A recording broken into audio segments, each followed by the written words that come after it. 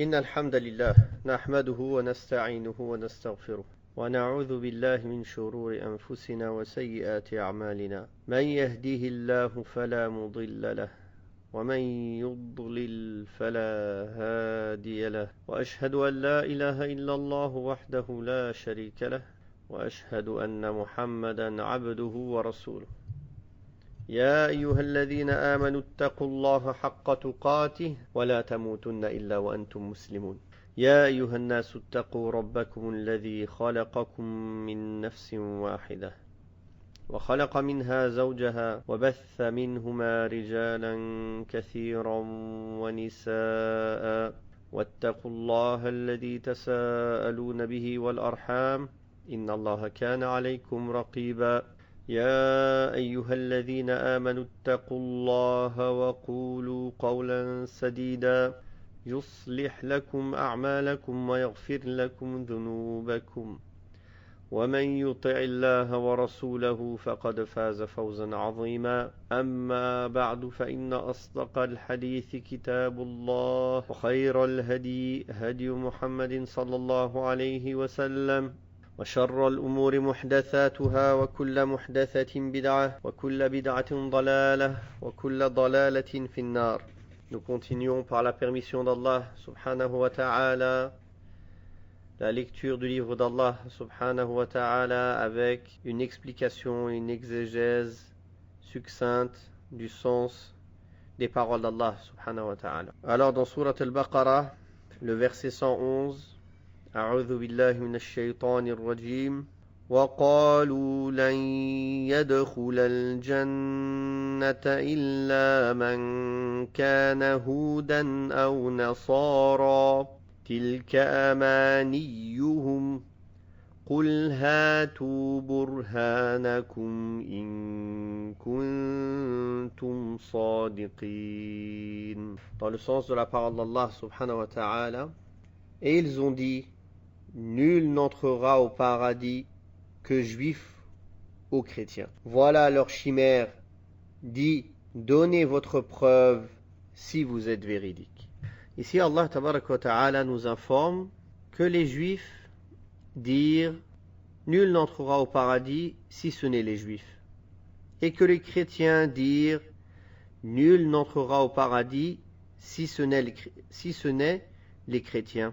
Alors ils ont jugé qu'ils faisaient partie des gens du paradis. Mais tout ceci n'est que des prétentions inacceptables, car ce sont des prétentions qui sont données sans aucune preuve. Et c'est pour ça qu'Allah tabaraka wa ta'ala leur a dit de dire au prophète sallallahu alayhi wa sallam, dit: ramenez vos preuves si vous êtes vraiment véridique. Donnez vos preuves si vous êtes vraiment véridique. Et comme ils n'ont pas pu ramener de preuves, alors on sait que leurs prétentions sont fausses, et donc que la réalité est le contraire de ce qu'ils disent. Et le contraire de ce qu'ils disent. Puis Allah tabaraka wa ta'ala a dit: بلى من أسلم وجهه لله وهو محسن فله أجره عند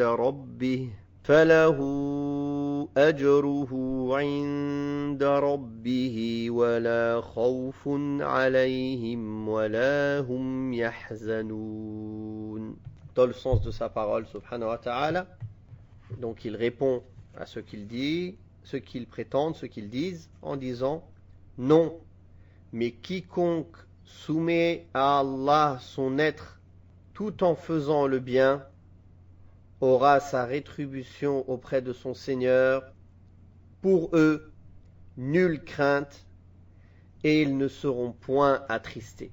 Donc Allah Ta'ala a donné la preuve qu'en réalité ce sont ceux qui se soumettent à Allah Tabaraka wa Ta'ala et en disant non, mais quiconque soumet.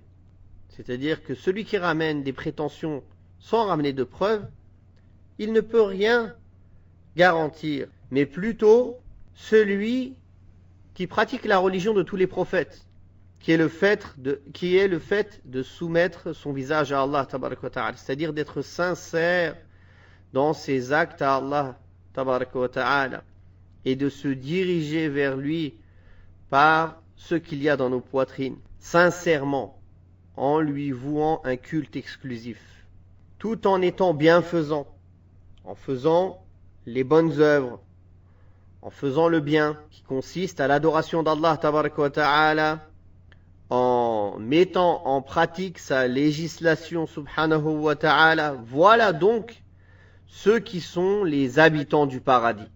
Et ils ont leur récompense auprès de leur Seigneur, cette récompense qui est le paradis, et tous les bienfaits qui sont présents dans le paradis qu'Allah tabaraka wa ta'ala a préparé à ses serviteurs, et ils n'auront nulle crainte et ils ne seront point attristés.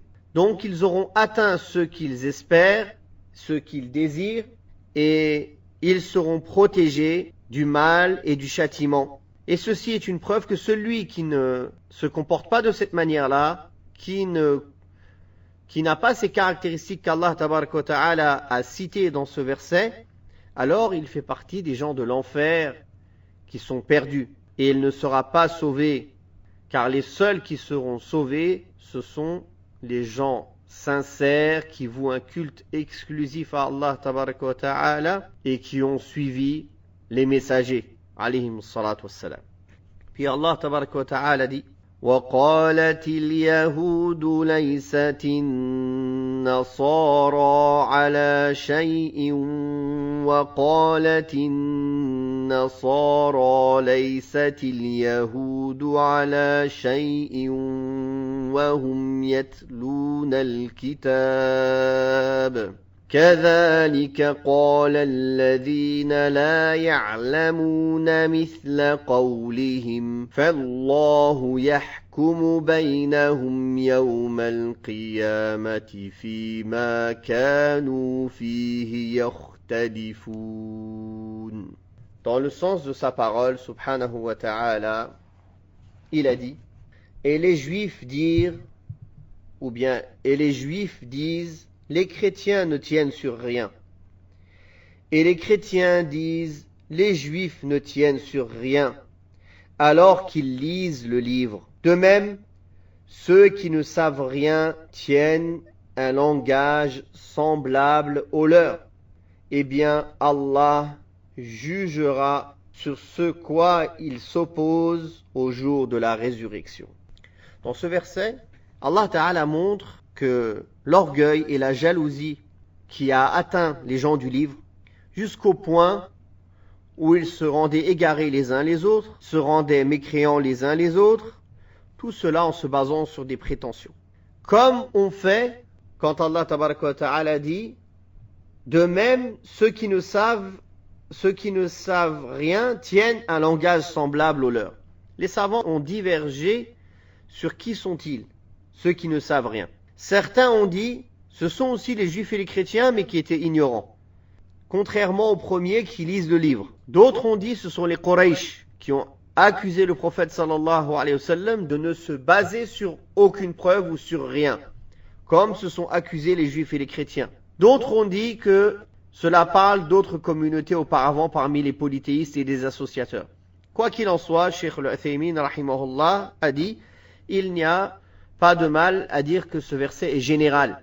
Il parle de tous les gens qui se sont comportés de la sorte. Tous les gens qui se sont comportés de la sorte. Donc, chaque groupe dit que l'autre groupe est égaré, en ne se basant sur rien comme preuve, mais juste des prétentions. Alors Allah tabaraka wa ta'ala les informe qu'il jugera entre eux dans l'au-delà par rapport aux sujets sur lesquels ils ont divergé. Et Allah tabaraka wa ta'ala jugera avec justice, comme il l'a annoncé à ses serviteurs. Et il n'y a pas de réussite ni de sauvé que pour celui qui a rendu véridique et qui a eu foi dans tous les prophètes et messagers envoyés par Allah tabaraka wa ta'ala, et qui s'est plié aux ordres de son Seigneur et qui s'est éloigné de ses interdits. En dehors de ceci, les gens sont perdus. Puis Allah tabaraka wa ta'ala dit: وَمَنْ أَظْلَمُ مِمَّنْ منع مساجد الله أن يذكر فيها اسمه وسعى في خرابها أولئك ما كان لهم أن يدخلوها إلا خائفين لهم في الدنيا خزي ولهم في الآخرة عذاب عظيم. Dans le sens de sa parole subhanahu wa ta'ala, qui est plus injuste que celui qui empêche que dans les mosquées d'Allah on mentionne son nom et qui s'efforce à les détruire. De tels gens ne devraient y entrer qu'apeurés. Pour eux, ignominie ici-bas et dans l'au-delà, un énorme châtiment. Le sens de ce verset, c'est qu'il n'y a pas quelqu'un de plus injuste et de plus grand criminel que celui qui obstrue l'accès aux maisons d'Allah tabaraka wa ta'ala, aux mosquées d'Allah tabaraka wa ta'ala, et qui empêche qu'on invoque le nom d'Allah et qu'on y établisse la salat et d'autres types d'adoration qui se pratiquent dans les masajid, dans les mosquées. Et Allah tabaraka wa ta'ala parle de cette personne qui s'efforce à les détruire, qui fait le maximum d'efforts, qui essaye par tous les moyens de détruire les maisons d'Allah. Cette destruction, c'est une destruction au sens figuré comme au sens propre. Au sens figuré, c'est-à-dire en empêchant les gens d'adorer Allah dedans, d'évoquer Allah subhanahu wa ta'ala dedans. Et au sens propre, celui qui les détruit réellement, qui les brûle, qui les détruit, qui les bombarde, qui les casse, toute manière de les détruire. Et dans l'histoire, il y a eu plusieurs types de personnes qui ont essayé de faire cela. Parmi eux, les gens de l'éléphant, qui sont venus du Yémen pour détruire la maison sacrée de la Kaaba. Que sont-ils devenus? Comment Allah tabaraka wa ta'ala les a punis? De même, les Quraysh, quand ils empêchaient au messager d'Allah, sallallahu alayhi wa sallam, d'entrer faire la Umrah, l'année où il a fait le pacte de l'Hudaybiyah. De même, tous ceux qui s'en sont pris à la maison sacrée, au Quds, et qui ont empêché les croyants d'y prier, que ce soit à l'époque des croisades ou maintenant. Tous ces injustes qui font tout pour empêcher les gens de peupler les maisons d'Allah et d'y évoquer le nom d'Allah subhanahu wa ta'ala. Alors Allah tabaraka wa ta'ala les rétribue de la manière dont ils ont agi. Comme ils ont empêché les gens d'entrer dans les mosquées d'Allah, Allah Ta'ala a fait des règles pour les empêcher de s'approcher des maisons sacrées. C'est pour cela qu'il est interdit à toute personne qui n'est pas musulmane d'entrer à la Mecque ou à Médine. De même, quand les associateurs au temps du prophète sallallahu alayhi wa sallam ont empêché au prophète sallallahu alayhi wa sallam de faire la Umrah la première année, Allah tabaraka wa ta'ala, en quelques années, avec un peu de patience, puis l'aide d'Allah tabaraka wa ta'ala avant tout, qu'a-t-il fait? Il a donné l'autorisation de la victoire de la Mecque. Et comme on a dit, l'interdiction aux associateurs d'approcher la maison sacrée. Et il a dit subhanahu wa ta'ala, dans le sens des versets, « Ô vous qui avez cru, certes, les polythéistes sont impurs, qu'ils ne s'approchent pas de la mosquée sacrée après cette année-ci. » Quand Allah Ta'ala dit ici, ils sont impurs, c'est-à-dire ils portent une croyance impure. C'est une impureté morale. Et comme ceci, en tout temps, tous ceux qui ont voulu détruire les maisons d'Allah, que ce soit détruire les maisons d'Allah directement, ou empêcher les croyants d'y entrer pour évoquer le nom d'Allah subhanahu wa ta'ala, Allah se venge d'eux. Allah se venge d'eux subhanahu wa ta'ala. Et tout ce qu'Allah Ta'ala a annoncé, se s'est passé comme il l'a annoncé. Donc Allah Ta'ala a dit en parlant de ces gens-là, qu'ils auront dans ce bas monde un avilissement, une petitesse. Et ils auront dans l'au-delà un très grand châtiment. Et contrairement à ce type de personnes qui sont injustes, comme il n'y a pas plus injuste que celui qui empêche qu'on évoque le nom d'Allah dans les maisons d'Allah, ceux qui font le contraire sont parmi les gens les plus aimés d'Allah. C'est-à-dire qu'il n'y a pas meilleur et plus grand en foi que celui qui fait son maximum pour peupler les maisons d'Allah, pour les construire, pour faire en sorte que le nom d'Allah y soit évoqué, la science y soit enseignée, le bien et l'obéissance y soient répandus.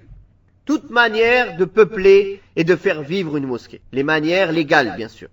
Allah Ta'ala, en parlant de ces gens-là, a dit dans le sens de ces paroles, certes, ne peuplent les mosquées d'Allah que ceux qui ont la foi en Allah et au jour dernier. D'ailleurs, Allah Ta'ala nous a ordonné d'élever son nom et de l'agrandir dans ses maisons, comme il est venu dans Surat An-Nur, dans le sens des versets. Certains savants se sont basés sur ces versets pour citer qu'il était interdit de faire entrer un mécréant dans les mosquées. Mais il est permis dans certains cas qu'il y entre s'il y a un intérêt en cela et il n'y a pas de méfait derrière. Comme le prophète sallallahu alayhi wa sallam qui avait déjà emprisonné un mécréant dans la mosquée. L'objectif était de l'appeler à l'islam. Puis il l'a libéré, il l'a laissé partir et cette personne est entrée en islam et il est revenu de son plein gré. Puis Allah tabaraka wa ta'ala dit وَلِلَّهِ الْمَشْرِقُ وَالْمَغْرِبُ فَأَيْنَمَا تُوَلُّوا فَثَمَّ وَجْهُ اللَّهِ إِنَّ اللَّهَ وَاسِعٌ عَلِيمٌ. Dans le sens de sa parole, à Allah seul appartient l'Est et l'Ouest. Où que vous vous tourniez, la face d'Allah est donc là, car Allah a la grâce immense, il est omniscient. Allah Ta'ala a cité ici l'Est et l'Ouest, car ce sont les deux directions vers lesquelles de grands signes se passent, le lever du soleil et le coucher du soleil. Donc si Allah Ta'ala possède l'Est et l'Ouest, il possède aussi le Nord et le Sud et toutes les directions, subhanahu wa ta'ala. Tout lui appartient, subhanahu wa ta'ala. Puis, Allah Ta'ala dit que où que vous tourniez vos visages, c'est-à-dire quand Allah avait ordonné de prier vers Bayt al-Maqdis, la maison sacrée à Jérusalem. Puis il a ordonné de se tourner vers la Kaaba à la Mecque. Certains n'ont pas obéi, n'ont pas accepté. Donc Allah Ta'ala leur rétorque cette parole. Où que vous vous tourniez, c'est-à-dire si Allah vous a ordonné maintenant de vous tourner et vous diriger vers la Mecque, comme il vous avait ordonné auparavant de vous diriger vers la maison sacrée de Jérusalem, alors vous trouverez, où que vous vous tourniez, vous trouverez le visage d'Allah, subhanahu wa ta'ala. Ceci veut dire qu'Allah Ta'ala, c'est lui qui décide vers quelle direction on doit se tourner dans la salat. Et qu'aussi, il a mis des facilités. Par exemple, comme on a dit, donc auparavant les gens se tournaient vers Bayt al-Maqdis, puis Allah a abrogé cela pour qu'ils se tournent vers la Mecque. De même, quand une personne a fait l'effort de savoir vers quelle direction est la Qibla, puis il s'est trompé, et après avoir fini la salat, il se rend compte qu'il n'a pas prié vers la bonne direction. Il n'a pas à refaire la salat. Donc ce verset englobe aussi ce type de personne. De même, dans le voyage, le prophète sallallahu alayhi wa sallam priait les prières surérogatoires sur sa monture, peu importe la direction qu'elle prenait. Donc ce verset englobe aussi ce type de situation. Donc où que l'on se tourne, on ne sort pas de la royauté d'Allah subhanahu wa ta'ala et on ne sort pas de ce qu'Allah nous a ordonné à condition que l'on pratique ce qu'Allah nous a ordonné, c'est-à-dire qu'on cherche la Qibla, qu'on prie vers la Qibla. Sauf dans les exceptions comme le voyage, les prières surrogatoires dans le voyage, ou la personne qui n'a pas réussi à connaître la direction de la Qibla, par exemple, et qui a fait son effort et qui s'est trompé. فَثَمَّ وَجْهُ اللَّهِ إِنَّ اللَّهَ وَاسِعٌ عَلِيمٌ. Donc où que vous vous tourniez, vous trouverez le visage d'Allah. Certes Allah tabaraka wa ta'ala est à la grâce immense et il est omniscient. Les savants ont expliqué ces versets de plusieurs manières. Premièrement, il y a le hadith sahih que quand le prieur prie, quand le prieur se lève pour prier, il fait face à Allah tabaraka wa ta'ala. Donc ceci prouve un attribut parmi les attributs d'Allah tabaraka wa ta'ala qui est son visage. Qu'Allah a un visage qui ne ressemble pas au visage des créatures. Un visage qui est propre à sa grandeur et sa majesté, subhanahu wa ta'ala. Puis, cela veut dire aussi que où que l'on se tourne parmi les directions qu'Allah nous a ordonnées, alors nous aurons la satisfaction d'Allah, tabarak wa ta'ala.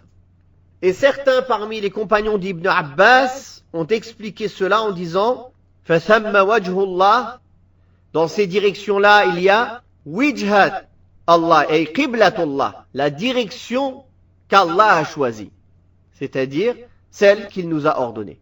Et comme a dit Cheikh al-Sa'di rahimahullah et Cheikh al-Uthaymin, la base c'est qu'on prenne le verset dans son apparence, c'est-à-dire le visage d'Allah. Surtout qu'il n'y a pas de contradiction en cela, du fait que le hadith aussi que l'on a cité tout à l'heure vient appuyer ce sens-là, que tout prieur quand il se lève, il fait face à Allah tabarak wa ta'ala.